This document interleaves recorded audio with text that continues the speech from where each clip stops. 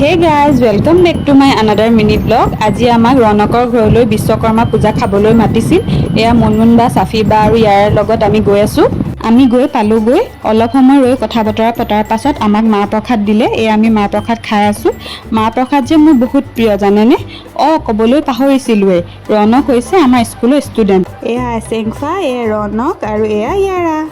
মাহ প্ৰসাদ খাই শেষ হোৱাৰ পাছত এয়া আমাক চাহ দিলে। আমি চাহ খাই আছোঁ কথা পাতি লগতে আজি এয়া আইচেংফাক লগ পালোঁ। আইচেংফা আগতে আমাৰ স্কুলত পঢ়িছিল। বহুত দিনৰ মূৰত তাইক লগ পাই বহুত বেছি ভাল লাগিল। তাইৰো আমাক লগ পাই কি যে ফূৰ্তি। এয়া অকণমানিকেইটা চাওকচোন, ইমানেই উৎপাত।